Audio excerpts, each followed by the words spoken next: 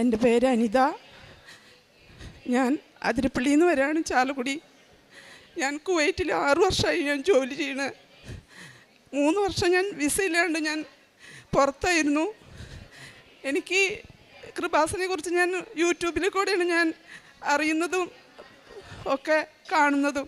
അച്ഛൻ്റെ ടോക്കുകളൊക്കെ കണ്ട് ദിവസം ഞാൻ പ്രാർത്ഥിക്കും. പിന്നെ അവിടെ കയറിപ്പോരാനായിട്ട് 6 വർഷമായി ഞാൻ നാട് കണ്ടിട്ട്. എനിക്ക് നാട് കാണാൻ പറ്റുമോ എനിക്കൊന്നും അറിയില്ല. അപ്പം അങ്ങനെ ഇരിക്കെ അവിടെ ഒരു ചേച്ചി എൻ്റെ കയ്യിൽ ഒരു കൊന്തയും പിന്നെ ഇവിടുത്തെ കൃപാസനൊരു ചെറിയ ബുക്ക് എനിക്ക് കൊണ്ടുവന്ന് തന്നു. ഞാനത് വെച്ച് എന്നും ഞാൻ പ്രാർത്ഥിക്കും, മാതാവേ ഞാൻ വന്നു കഴിഞ്ഞ് ഇവിടെ വന്ന് ഞാൻ സാക്ഷ്യം പറഞ്ഞോളാം. എനിക്ക് അമ്മയുടെ മണ്ണിൽ ചവിട്ടാൻ ആഗ്രഹമുണ്ട്. അതുകൊണ്ട് തന്നെ നാട്ടിലെത്തിക്കണം. ഇവിടെ ഒരു വലിയൊരു പൊതുമാപ്പ് വരണേ.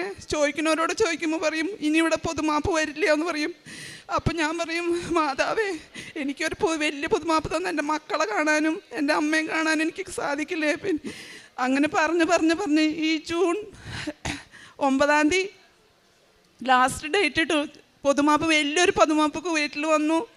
ഞാൻ സന്തോഷിച്ച് എനിക്ക് അവിടെ നിന്ന് ഞാൻ ജൂൺ 9-ാം തീയതി ഞാൻ നാട്ടിൽ വന്നു. അമ്മയുടെ അനുഗ്രഹം കൊണ്ട് ഞാൻ നാട്ടിലെത്തി. നാട്ടിൽ വന്ന് അത് കഴിഞ്ഞ് ഞാൻ ഇവിടെ വന്ന് എനിക്ക് ഇങ്ങോട്ട് വരാനായിട്ട് ഒരുപാട് തടസ്സങ്ങൾ. ഞാൻ വരുമ്പോൾ തന്നെ ഇവിടെ വരണമെന്ന് ഞാൻ ആഗ്രഹിച്ചതാണ്. പക്ഷേ വന്നു കഴിഞ്ഞിട്ട് വരാൻ പറ്റിയില്ല. അപ്പോൾ എന്തെങ്കിലും ഒരു കാരണം കൊണ്ട് എനിക്കിത് എത്തിപ്പെടാൻ സാധിച്ചില്ല. അതുകൊണ്ട് ഞാൻ വീട്ടിലിരുന്ന് മോള് പഠിക്കാൻ പോയി. പിന്നെ മോളുടെ കുഞ്ഞിൻ്റെ അടുത്തായി. പിന്നെ എനിക്ക് ഇങ്ങോട്ട് വരാനായിട്ട് പറ്റണമില്ല. ഞാൻ എന്ത് ചെയ്യുന്ന ദിവസം മാതാവിനോട് പ്രാർത്ഥിക്കും. അതിനിടയ്ക്ക് എൻ്റെ കുറുമ്പാണ്. ഞാൻ ഇങ്ങോട്ട് വരാതെ ഞാൻ വണ്ടി ഓടിക്കും, സ്കൂട്ടി. അപ്പം ഞാൻ അടുത്ത് ഒരു വാടകയ്ക്കൊരു വണ്ടി എടുത്ത് സ്കൂട്ടി ഓടിച്ച് ഞാൻ അതിരപ്പള്ളിയിൽ ഞാൻ വന്നിട്ട് അമ്മേനെ കാണാൻ പോയിണ്ടായില്ല. എൻ്റെ അമ്മേനെ കാണാനായിട്ട് അതിരപ്പള്ളി ചെന്ന് തിരിച്ച് അവിടെ ഒരു ദിവസം നിന്ന് വൈകുന്നേരമായപ്പോൾ ഞാൻ എൻ്റെ ഒരു കൂട്ടുകാരനെ കാണാൻ വേണ്ടി വണ്ടിയും കൊണ്ട് പോയി. ഞാൻ വണ്ടിയിൽ വീണില്ല, കൈ കുത്തി വീണ് എൻ്റെ കൈ ഒടിഞ്ഞ് പ്ലാസ്റ്റർ ഇട്ടിരിക്കുകയായിരുന്നു. അപ്പം ഞാൻ മനസ്സുകൊണ്ട് എനിക്ക് എന്നോട് ഉള്ളിലൊരിത്, നിനക്ക് തന്ന ശിക്ഷയാണെന്ന് എനിക്ക് അപ്പം തന്നെ എനിക്ക് മാതാവ് എനിക്ക് പറഞ്ഞു തരാണ്. എൻ്റെ മനസ്സിലിങ്ങനെ തരണം, നിനക്ക് തന്ന ശിക്ഷയാണ്, നീ അനുഭവിക്കണമെന്ന് പറഞ്ഞിട്ട്. അങ്ങനെ ഞാൻ ഈ കൈ ഇവിടെ വെച്ചിട്ട് പിന്നെ ഞാൻ ഒന്നും നോക്കിയില്ല. ഈ നവംബർ 13-ാം തീയതി ഞാനിവിടെ വന്ന് ഉടമ്പടി എടുത്ത് പ്രാർത്ഥിച്ച് എൻ്റെ പ്ലാസ്റ്റർ ഞാൻ തന്നെ വെട്ടി. എന്നിട്ട് അവിടെ ഉടമ്പടി തൈലൊക്കെ പുരട്ടി നീരൊക്കെ വറ്റി. ഇപ്പോൾ ഒരു കുഴപ്പമില്ല എനിക്ക്. എൻ്റെ കൈയുടെ നീരൊക്കെ വറ്റി, നല്ല സമാധാനമുണ്ട് ഇപ്പോൾ. പിന്നെ അതിന് ശേഷം ഞാൻ ഉടമ്പടി എടുത്ത് പോയതിന് ശേഷം ഞാൻ അവിടെ ചെന്ന് പ്രാർത്ഥിച്ചുകൊണ്ട് വൈകുന്നേരത്തെ പ്രാർത്ഥന വെച്ചിട്ടുണ്ടെങ്കിൽ എൻ്റെ കുഞ്ഞിന് ഞാൻ മൊബൈൽ വെച്ച് കൊടുത്ത് അവിടെ ഇരുത്തിയേക്കായിരുന്നു. അതിൻ്റെ ഉള്ളിൽ കൂടെ എനിക്ക് വിസ വന്നു. എനിക്ക് രണ്ടാമതും അവിടേക്ക് തന്നെ പോകാൻ ഞാൻ അന്ന് വിചാരിച്ചായിരുന്നു. എനിക്ക് ഈ പാസ്പോർട്ടിൽ ഞാൻ അവിടെ നിന്ന് എൻ്റെ നാട്ടിൽ നിന്ന് എങ്ങനെയാണോ ഇവിടെ കയറി വന്നത് അതേ പാസ്പോർട്ടിൽ തന്നെ എനിക്ക് നാട്ടിലെത്തണമെന്ന് ഞാൻ പറഞ്ഞായിരുന്നു. ആ പാസ്പോർട്ടിൽ തന്നെ ഞാൻ അവിടെ നിന്ന് ഇങ്ങോട്ട് കയറി വന്നു. ഈ പാസ്പോർട്ടിൽ തന്നെ ഞാൻ വീണ്ടും കുവൈറ്റിലേക്ക് പോവാണ്. എനിക്ക് വിസ വന്നു, എൻ്റെ മെഡിക്കൽ കഴിഞ്ഞു, എൻ്റെ സ്റ്റാമ്പിങ് എല്ലാം കഴിഞ്ഞു വന്നു. ഇനി ടിക്കറ്റ് 5-ാം തീയതി കിട്ടും. ഞാൻ 5-ാം തീയതി ഞാൻ കുവൈറ്റിലേക്ക് തന്നെ തിരിച്ചു പോവാണ്. ദൈവത്തിൻ്റെ വലിയൊരു അനുഗ്രഹമാണ് എനിക്ക് തന്നേക്കുന്നത്.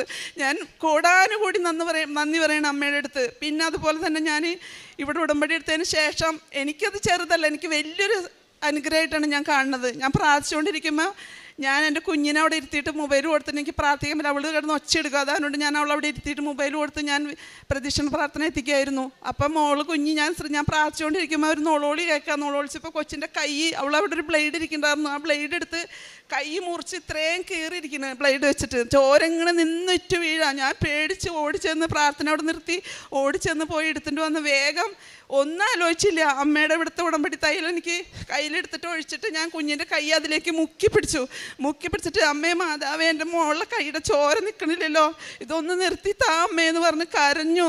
അപ്പം മോളിക്കൂടെ ഞാൻ കുറച്ച് വീണ്ടും ഒരു ഉപ്പും കൂടി എടുത്തിട്ടു. അപ്പോൾ ഒരു മിനിറ്റായില്ല, അപ്പോഴേക്ക് ആ ചോര അവിടെ നിന്ന് കൈയെടുത്ത് വലിച്ചു നോക്കിയപ്പോൾ കൈ അവിടെ കരിഞ്ഞിരിക്കണം, ഉണങ്ങി.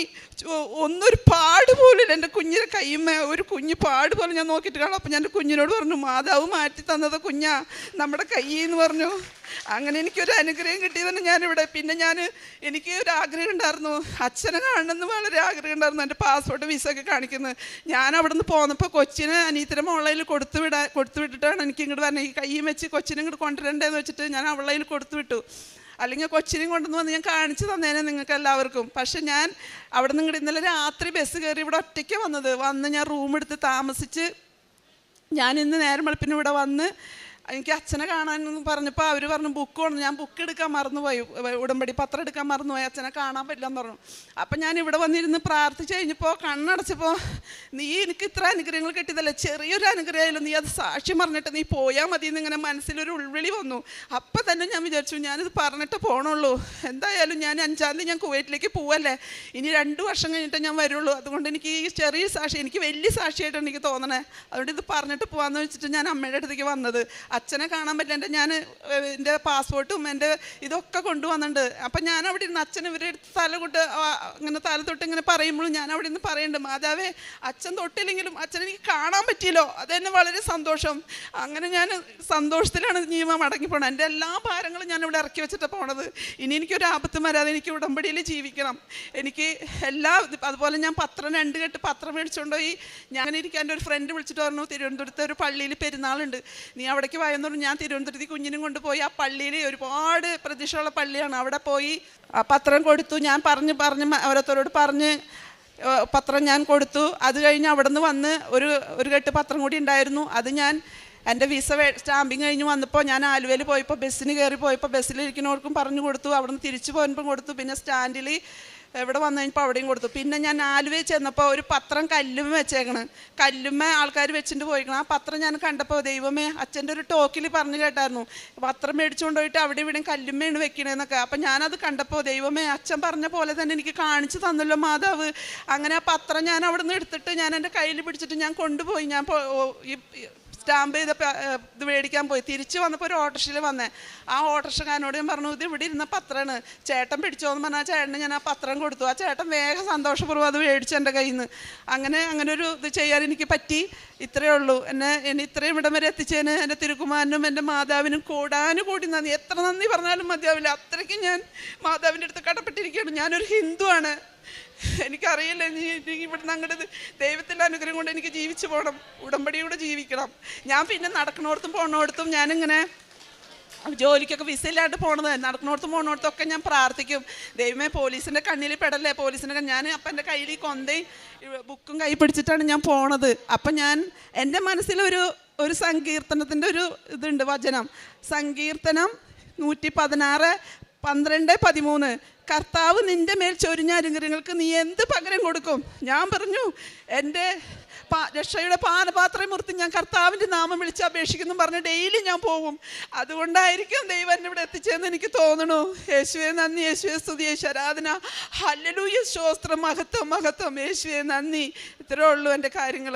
62-ാം സങ്കീർത്തനം 5 തിരുവചനം അരുളി ചെയ്യുന്നു, ദൈവത്തിൽ മാത്രമാണ് എനിക്ക് ആശ്വാസം, അവിടുന്നാണ് എനിക്ക് പ്രത്യാശ നൽകുന്നത്, അവിടുന്ന് മാത്രമാണ് എൻ്റെ അപേക്ഷയിലെയും കോട്ടയും, എനിക്ക് കുലുക്കം തട്ടുകയില്ല. അനിത എന്ന ഈ മകള് തനിക്ക് സൗദിയിൽ തനിക്ക് വിസ ഇല്ലാതെ അതായത് 6 വർഷം അവിടെ കഴിഞ്ഞു, 3 വർഷം വിസയുണ്ട്, 3 വർഷത്തേന് വിസയില്ല. ഈ ഒരു അവസ്ഥയിൽ താൻ പേടിച്ച 2 കഴിഞ്ഞ ദിനങ്ങളിൽ അവിടെ പൊതുമാപ്പിനി വരില്ല, അങ്ങനെയൊക്കെയുള്ള കാര്യങ്ങളുമൊക്കെയാണ് ഈ മകൾ കേൾക്കുന്നത്. ഓരോ ദിവസവും വിഷമിച്ച് ജോലിക്ക് പോകുന്നു. പേടിയോടെ നടക്കുന്ന ദിവസങ്ങളിൽ തനിക്ക് ബഹുമാനപ്പെട്ട VP ജോസഫ് അച്ഛൻ്റെ ഉടമ്പടി ധ്യാനങ്ങൾ, അതുപോലെ തന്നെ സാക്ഷ്യങ്ങൾ, ഇതൊക്കെയാണ് ഈ മകൾക്ക് ധൈര്യം പകർന്നു കൊടുത്തുകൊണ്ടിരുന്നത്. പിന്നീടാണ് ഇവിടെ വന്ന്, അതായത് അവിടെ തനിക്ക് ലഭിച്ച ആ അറിവിൽ പ്രാർത്ഥനകളൊക്കെ തുടങ്ങുന്നു. അമ്മയോട് ഇവിടെ വന്ന് ഉടമ്പടി എടുത്തുകൊള്ളാമെന്ന് പറഞ്ഞ്, അതിനുശേഷം എത്ര പെട്ടെന്നാണ് 3 വർഷമായിട്ട് അവിടെ ഇല്ലാതിരുന്ന പൊതുമാപ്പ് പ്രഖ്യാപിക്കപ്പെടുന്നു. ഈ മകൾ ഇവിടെ വരുന്നതും പിന്നീട് അങ്ങോട്ട് ഇവിടെ വന്ന് ഉടമ്പടി എടുക്കാനുണ്ടായ സാഹചര്യങ്ങൾ, അങ്ങനെ ഇന്ന് ഇവിടെ വന്ന് സാക്ഷ്യം പറയുകയാണ്. തനിക്ക് വീണ്ടും തിരിച്ചു പോകുവാൻ, അതേ പാസ്പോർട്ടിൽ തന്നെ തിരിച്ചു പോകുവാൻ തനിക്കായതൊക്കെ പരിശുദ്ധ അമ്മ നൽകിയ കൃപകളാണ് എന്ന് മാത്രം ഇന്നിപ്പോൾ ഉറക്കെ പറയുകയാണ്. ദൈവത്തിൽ മാത്രമാണ് എനിക്ക് ആശ്വാസം, അവിടുന്ന് മാത്രമാണ് എൻ്റെ പ്രത്യാശ എന്ന് സങ്കീർത്തകൻ പറയുന്നത് പോലെ തൻ്റെ ജീവിതത്തിൽ തനിക്കിതൊക്കെ തൻ്റെ ചിന്തകൾക്ക് അതീതമായിരുന്നു. എന്നാൽ ഇന്ന് ഉടമ്പടിയിലൂടെ തനിക്ക് ലഭിച്ച കൃപകളും അനുഗ്രഹങ്ങളും അതുപോലെ എല്ലാറ്റിലും ഉപരിയായിട്ട് ഈശോയെയും അമ്മയെയും സ്നേഹിക്കുവാൻ കഴിയുന്നു. ഇനി എൻ്റെ ജീവിതം മുമ്പോട്ട് ഉടമ്പടിയിലൂടെ മാത്രമായിരിക്കും എന്നൊക്കെ പറഞ്ഞ് തൻ്റെ ആ ഒരു സന്തോഷവും നന്ദിയും ഈ മകളും അതുപോലെ എത്രയോ മക്കളാണ് ഈ ആലയത്തിൽ വന്ന് ഇതെല്ലാം പങ്കുവയ്ക്കുന്നത്. ദൈവം മഹത്വപ്പെടുവാൻ ഇടയാകുകയാണ്. അങ്ങനെ പിന്നീട് തൻ്റെ കുഞ്ഞിന്, തൻ്റെ പേരക്കുട്ടിക്ക് പെട്ടെന്ന് കിട്ടിയ ഒരു സൗഖ്യ അനുഭവം, അതൊക്കെ ആർക്കെങ്കിലും അതൊക്കെ സില്ലിയായിട്ട് നിസ്സാരമായിട്ട് തോന്നിയാലും ഈ മകൾ പറഞ്ഞു, എനിക്കത് ഏറ്റവും വലിയ ഒരു കാര്യം തന്നെയാണ്. ഒരു മുറിപ്പാട് പോലുമില്ലാതെ 1 മിനിറ്റ് കൊണ്ട് 1 സെക്കൻഡ് കൊണ്ടൊക്കെ എങ്ങനെയാണ് ഉടമ്പടി നേർച്ച വസ്തുക്കളിലൂടെ താൻ തൻ്റെ കൺമുമ്പിൽ കണ്ട കാര്യങ്ങൾ ഈ മകൾ പറയാതിരിക്കുന്നത് എങ്ങനെ? പിന്നീട് പരിശുദ്ധ അമ്മ തനിക്ക് ഉൾക്കാഴ്ചകൾ, ബോധ്യങ്ങൾ നൽകി. വിസയില്ലാതെയൊക്കെ അവിടെ ജീവിച്ച സമയത്ത് നിനക്ക് ഞാനുണ്ട് കൂടെ, നീ പേടിക്കേണ്ട എന്ന് പറഞ്ഞ് തനിക്ക് കിട്ടിയ ആത്മധൈര്യം, അതൊക്കെയാണ് തന്നെ പിടിച്ചു നിർത്തിയത്. ഇവിടെ വന്നതിന് ശേഷവും അമ്മ തന്നോട് സംസാരിക്കുന്നു. ഇത് കേൾക്കണമെങ്കിൽ നമ്മുടെ ഹൃദയത്തിൻ്റെ കാതുകൾ തുറക്കണം. നമ്മുടെ കർണപുടങ്ങൾ, നമുക്ക് നാച്ചുറലായിട്ടുള്ള കർണപുടങ്ങൾ മാത്രം പോരാ, അതുണ്ടെങ്കിൽ നാം കേൾക്കുന്നവരാണ് എന്നുള്ളത് മാത്രമാണ്. എന്നാൽ ദൈവത്തിൻ്റെ സ്വരം കേൾക്കണമെങ്കിൽ നാം ആ സ്വരം കേൾക്കാനായിട്ട് നമ്മുടെ ഹൃദയം തുറക്കണമെന്നാണ് അനുഭവ സാക്ഷ്യങ്ങൾ നമ്മോട് പറയുമ്പോൾ നമുക്ക് മനസ്സിലാകുന്നത്. ദൈവം നമ്മെയും അനുഗ്രഹിക്കട്ടെ. അമ്മ പ്രത്യക്ഷപ്പെട്ട ഈ ആലയത്തിൽ നമുക്കും വന്ന് സാക്ഷ്യം പറയുവാൻ ഇടയാകട്ടെ. കരങ്ങളടിച്ച് നമുക്ക് ഈശോയ്ക്കും അമ്മയ്ക്കും നന്ദി പറയാം. യേശുവേ നന്ദി, യേശുവേ സ്തുതി, യേശുവേ ആരാധന. അത്യപൂർവ ദൈവാനുഭവങ്ങൾ ഇനി നിങ്ങൾക്കും സ്വന്തം. ഈ യൂട്യൂബ് ചാനൽ ഇതുവരെ സബ്സ്ക്രൈബ് ചെയ്തിട്ടില്ലെങ്കിൽ ഇപ്പോൾ തന്നെ സബ്സ്ക്രൈബ് ചെയ്യുക. ഈ വീഡിയോ ഇപ്പോൾ തന്നെ നിങ്ങളുടെ സുഹൃത്തുക്കൾക്ക് ഷെയർ ചെയ്തുകൊണ്ട് കർത്താവിൻ്റെ പ്രേക്ഷിതരാകുക.